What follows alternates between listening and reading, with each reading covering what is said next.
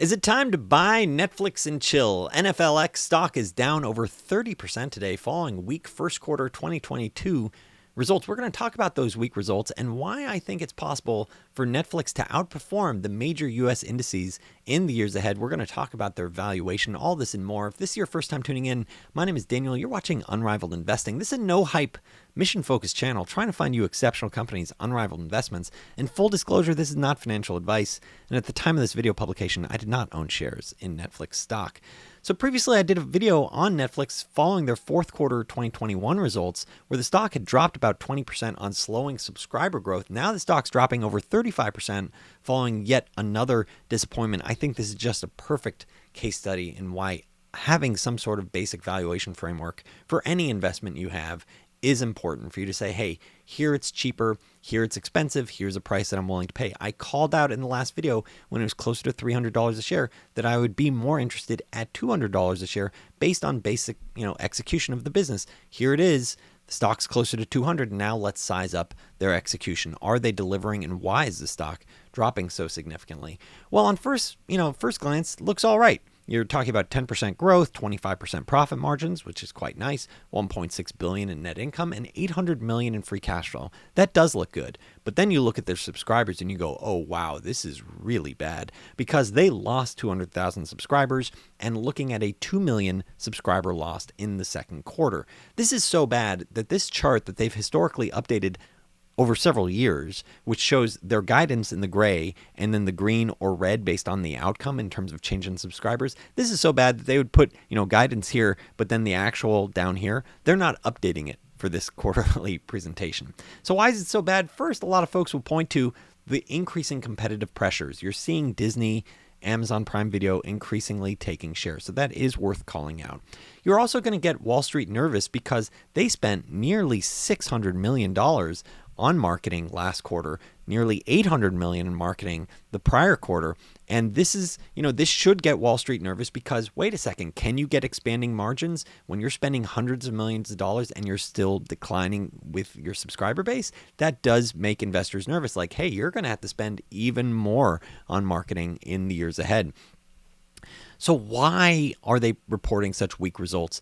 First of all, you have the 700,000 subscriber impact from Netflix pulling out of Russia. So that arguably would have been a positive for this quarter if you didn't have that. You'd be positive 500,000. But you're looking at bigger problems because North America, which has nothing to do with Russia, arguably, is 600,000 subscriber loss. So that does reflect competitive pressures and potentially economic pressures as well. You're looking at Europe would have been closer to positive 400,000. And you're looking, backing out Russia, they were down 300,000. And you're looking at Latin America, which, management thinks is tied to, geographic specific risks, not necessarily tied to competitive pressures when you're looking at Latin America and they expect to get back on a growth track. But also looking at Asia Pacific, still posting 1 million net subscribers in the most recent quarter. So what's management doing about it? They're talking about cracking down on password sharing, where they have 222 million paying households, of which there's 100 million additional households using some sort of shared password,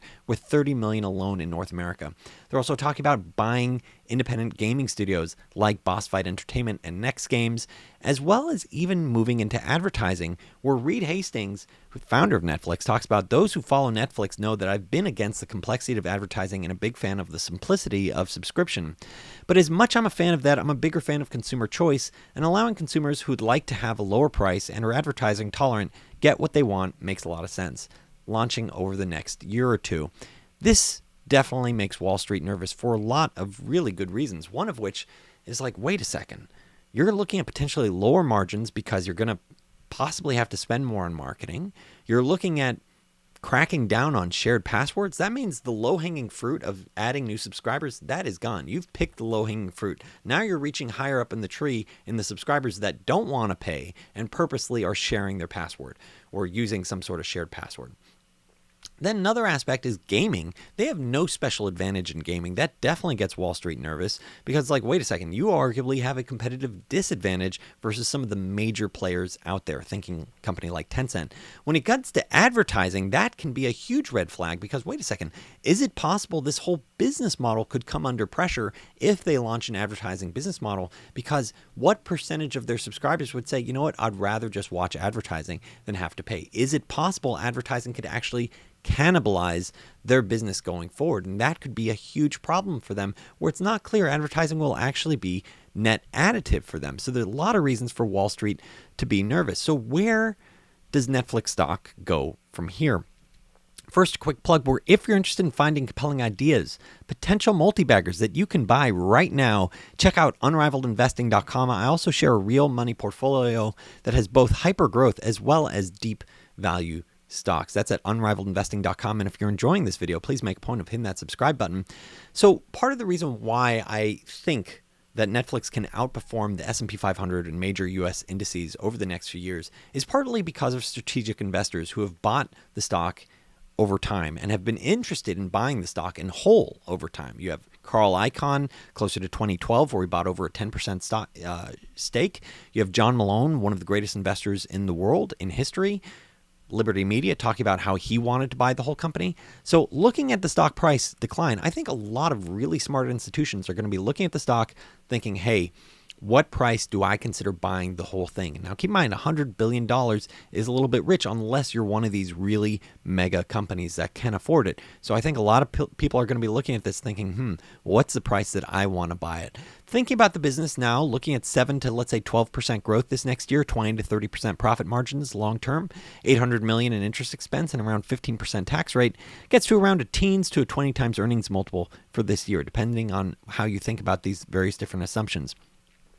What do I think about their growth in the years ahead? Well, they're probably going to keep growing some subscribers, I think, and they probably do continue to have pricing power as they've shown recently. So penciling out somewhere between 7 and 13% growth over time and end multiple 5 years out of 14 to 20 times. This gets effectively to a break-even scenario over the next 5 years to upside of nearly 150, 200% over the next 5 years. Now, keep in mind, this is just a hypothetical valuation framework. Of course, stock price can go way higher or way lower, but I think a lot of smart strategic investors are going to use a very similar framework when they consider it, arguably even more rosy assumptions, because they're going to say, hey, I'm going to bring my own special sauce to it. I'm going to make sure growth is higher. I'm going to make sure margins are better. Maybe there's some sort of synergies out there with some major company that they can partner with.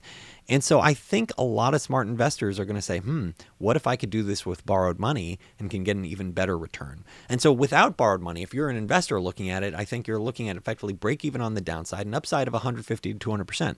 So I think that type of scenario for a major company does represent better risk reward than, let's say, investing in, let's say, the S&P 500 over the next 5 years. Now, personally, I look at it and it's not quite compelling enough for me on my own personal investment portfolio, but this does look interesting. And maybe if I do later change it, and I do buy it, I'll call it out to Unrivaled Investing subscribers. There's a lot more nuance here around, let's say, market share and potential players that could benefit from advertising, maybe Trade Desk or Roku. I'll talk more about that in a weekly letter to my subscribers. If you have a view on Netflix stock, if you think I'm way wrong about the potential, or if you think I'm underestimating the risks here, I'd absolutely love to hear it. Or if you're a mega bull and you're like, Daniel, you called it right on that fourth quarter where you said red light, but now that you're effectively saying, you think it could outperform the S&P over the next 5 years, I'd love to hear your thoughts as well. So if you enjoyed this video, please make a point of hitting that thumbs up, hit that subscribe button. Thanks so much for tuning in.